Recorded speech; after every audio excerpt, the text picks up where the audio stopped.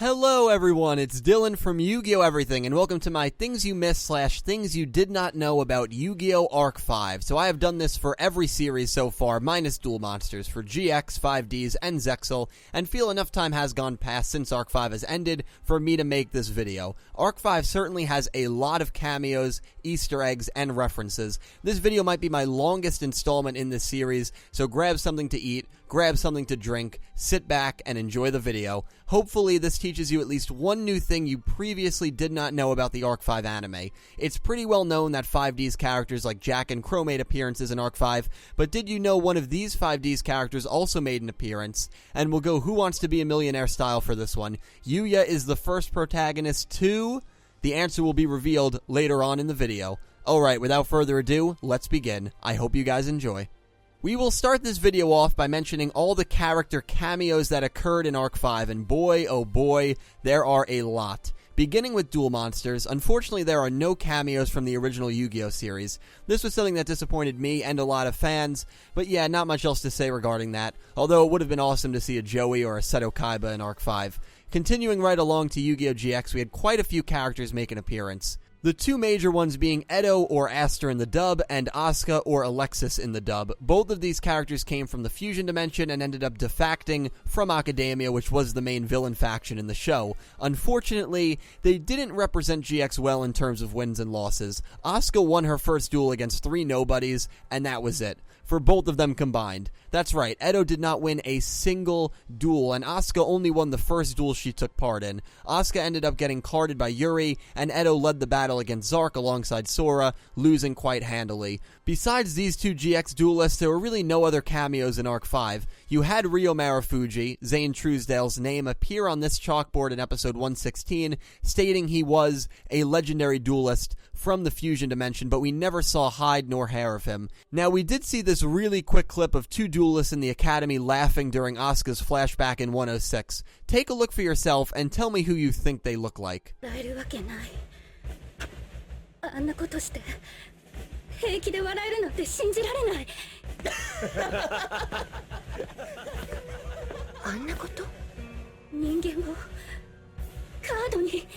So, the character on the left, at least in my opinion, looks exactly like Bastion Misawa. Some people say the character on the right looks like Ryo with darker hair. Others claim that the character on the left looks like Judai or Jaden in the dub, the main protagonist of GX. So who are these characters? We have no definitive answer, and honestly never will. I personally am convinced that this is Bastion on the left, but hey, it's a scene open for interpretation. Let's move on to the Yu-Gi-Oh! 5D's cameos. So we only had those 2 definitive GX character appearances. Well, guess what? We had 9 character cameos from Yu-Gi-Oh! 5Ds. The 2 big ones are obviously Jack Atlas and Crow Hogan. These 2 were not only the heavyweights that led the 5D's brass, but could honestly be considered main characters in the entire Arc 5 story. Especially Jack, who dueled the main protagonist Yuya 3 times throughout the show, even beating him once. No one dueled Yuya more than Jack in the final 100 episodes of the show. Both Crow and Jack also took part in the final antagonist battle against Zark. So besides these 2, who are the other 5D's characters that appeared in Arc 5? One of Ru and Ruka, or Leo and Luna's best friends, Dexter, is seen watching the Friendship Cup final between Yuya and Jack in episode 98. When I first saw Dexter, I really wanted them to zoom out and show the twins watching alongside him. It would have been one of the coolest moments during the Synchro arc, but unfortunately, there are no signs of Ru and Ruka. Instead, Dexter is watching on with his family. It's funny because the last time we see him in 5Ds, he's cheering on Yusei during his fight against Zone. The only time we see him in Arc 5, he's cheering on Yuya in his fight against Jack. Kind of a really cool ode there. Another character who appears is Debacle. If you forgot who he is, he was the clown who tried to hold up the WRGP tournament arc in episode 73 of 5Ds. Aki ends up knocking him out of the building with her Black Rose Dragon. He goes on to get slaughtered by Primo, and then gets beaten by Crow after Crow became a security officer in 152. In Arc 5, he is seen fleeing from security in episode 76. Kuramizawa, or Rathi, appears in Arc 5, episode 57, for a brief moment. He had a more important role in 5Ds, as he was the one who researched the signers, the Arcadia movement, and sold all of his findings to Carly in exchange for a Dark Magician Girl figurine. Garome, or Don Piero in the dub, is shown during episode 67 of Arc 5, watching Gongenzaka's duel against Crow. In 5Ds, he was basically a loan shark. Jack Atlas dueled him in episode 69, defeated him, and put an end to his ruthless operations. While those cameos are a lot more obscure, these are three characters that everyone who watched Yu-Gi-Oh! 5Ds should recognize. His face is on every dollar bill in the Synchro Dimension during Arc 5, and he also makes an appearance watching the duel between Yuya and Jack, claiming it was the greatest duel Neo Domino City has ever hosted.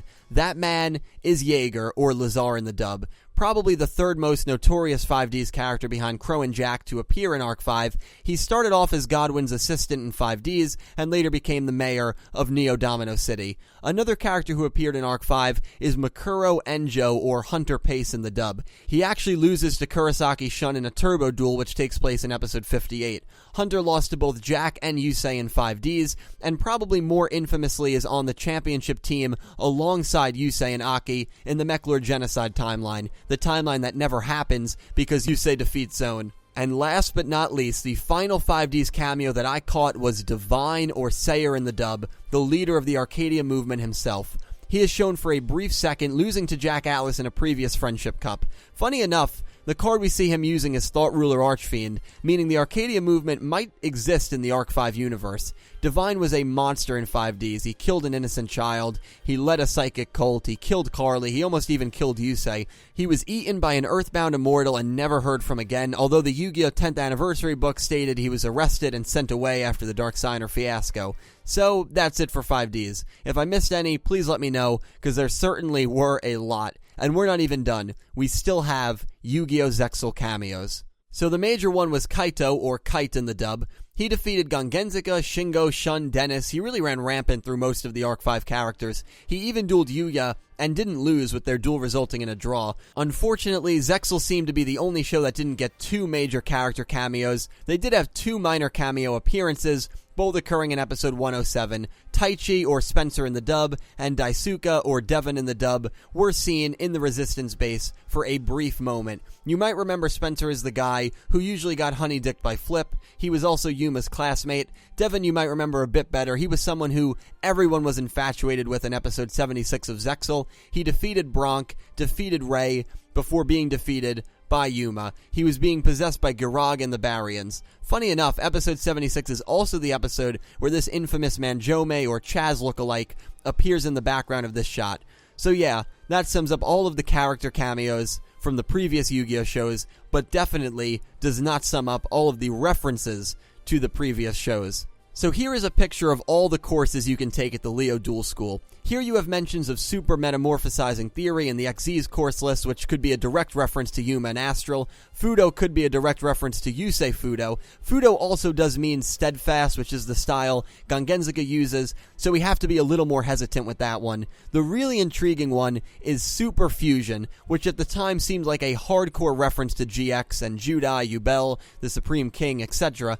However, Yuri shockingly plays Super Fusion in his duel against Asuka. Even Asuka and Sora, two high-ranking Academia members, were stunned to see him use this card. For those that didn't watch GX, Super Fusion was a card created by sacrificing Asuka, Manjome, among others. This is a card that is legit the symbol of the Supreme King and was going to be used by Yubel to merge all the 12 dimensions together. So to see Yuri use it was definitely a shock to a lot of us fans. Speaking of callbacks, how about the locations and settings of all the dimensions? The Fusion Dimension had a Duel Academy, which is almost identical to the one in GX, even having the same ranking system of Slifer Reds to Obelisk Blues. Neo Domino City existed in both 5Ds and Arc 5 Synchro Dimension, and Heartland City was the main hub of Zexal and the only city shown in Arc 5's XZ's Dimension. Before we get to the Jeopardy question and get off the topic of cameos and Easter eggs from past shows, there is one more extremely awesome subtle one. Take a look at this truck design from Yu-Gi-Oh! 5Ds.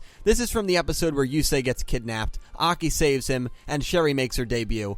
Now take a look at this truck during Arc 5 when Yuri and Yugioh confront each other briefly in the Synchro Dimension.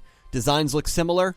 They're practically identical. Now, no, this obviously means nothing. It doesn't mean that this was the same truck Yusei was in or anything like that. But I think it's awesome that they went back and pulled a design used throughout 5Ds just to add that extra ambience feel for Arc 5 Synchro Dimension. I always found that to be a very cool, minor Easter egg. So let's move on to the question from earlier. Hopefully you guys have an answer prepared. So, Yuya Sakaki is the only Yu-Gi-Oh protagonist to A. lose to a female character, B. lose in the last 60 episodes, C. fall into darkness, or D. not defeat an antagonist. Considering every protagonist minus Yusei and maybe Yuma has fallen into darkness, C is immediately eliminated. Now, sure, Yuya did not beat Roger or Zark, the two big antagonists, but Yuri is someone myself and many people do consider to be an antagonist, so D is eliminated as well. Down to the final two. As we know, Yuzu defeated Yuya in episode 2, but Rebecca Hawkins, that's right, Rebecca Hawkins defeated Yugi Moto during Duel Monsters, so the correct answer is B. Yuya lost to Sergei in episode 92, which is the latest any main protagonist has lost a duel in respect to how many episodes were left in the show. Just a little dumb fun fact, but if you guys answered correctly, seriously, nice job.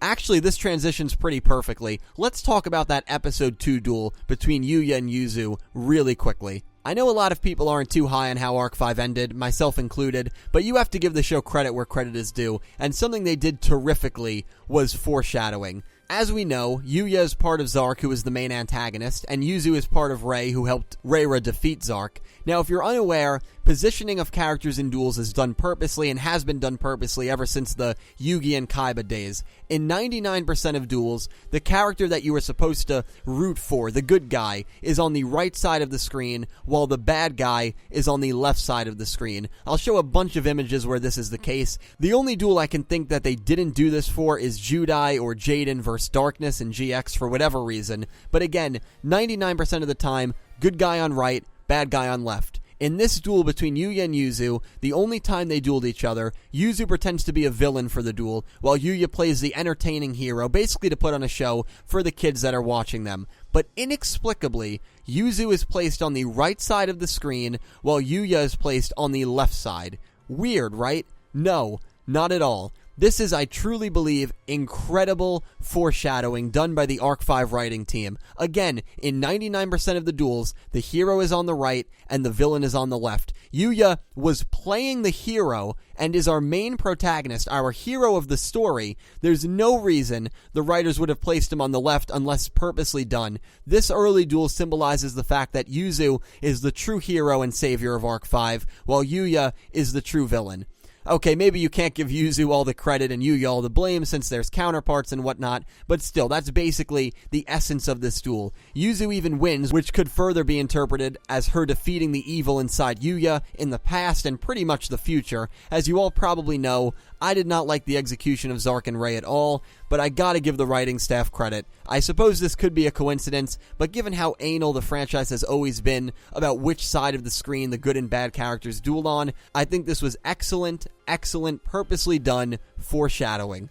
I'm sure a few of you have heard of cursed movie sets where a lot of behind-the-scene things went wrong to actors, directors, the set, etc. The Exorcist is a movie that comes to mind. I know a lot of people that worked on that movie had horrible things happen to them in real life after the film was shot. Then again, it's The Exorcist, which is like one of the creepiest movies ever, so you'd kind of expect something like that to happen. I know, way off topic, but I just wanted to make a connection to a show or a set being cursed, because Arc 5, to a much less extent, had a bit of a voice actor curse take place after the show. Ruri, Rin, Yugioh, and Yuto's voice actors all retired after the show ended, while Akiba Reiji's voice actor announced he was taking time off due to a throat injury. He's currently back as of literally 10 days ago at the time of this video being uploaded. But what's even creepier about the counterparts is every counterpart that got killed off or not revived at the end of the show had their voice actors retire. The same VA voiced Yuya and Yuri as well as Yuzu and Serena, but the other four counterparts all ended their careers the same way the show ended their characters' lives. Whether the fate of these counterparts was an omen or not, it is a weird coincidence. Still, I want to thank them all for their work and wish them the best in the future. Another fun fact is that Yuto and Yugo's voice actors are twins in real life. Staying on the topic of voice actors, the second Japanese ending, Future Fighters, is actually sung by Yuya and Reiji's voice actor. One of the background singers in ending One Step is Ruri's voice actress, which is funny because she didn't appear in Arc 5 until way later in the show. Also, the music video for Ending 5, Vision, features Yuya Sakaki's voice actor Kensho Ono, so if you have ever wondered what he looks like and are too lazy to look up an image of him, just check out that music video.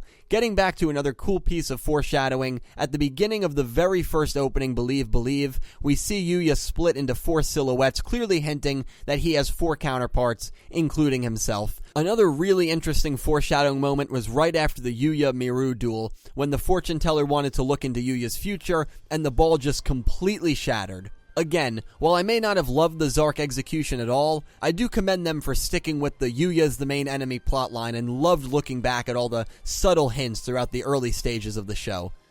Well, that pretty much wraps it up, guys. I think I've covered just about everything I've wanted to. I'm sure there are a few things I forgot to mention, so please feel free to comment all your thoughts down below. I hope you enjoyed the video. Duel Monsters is the last one left before this series is completed, which is pretty sad because I've loved making all of these videos. Regardless, I hope you enjoyed the things you missed and the things you did not know about Yu-Gi-Oh! Arc 5, and I hope you learned at least one new thing about the show. Check out my channel for more Yu-Gi-Oh! Anime content. Have an amazing day, and as always, thank you so much for watching.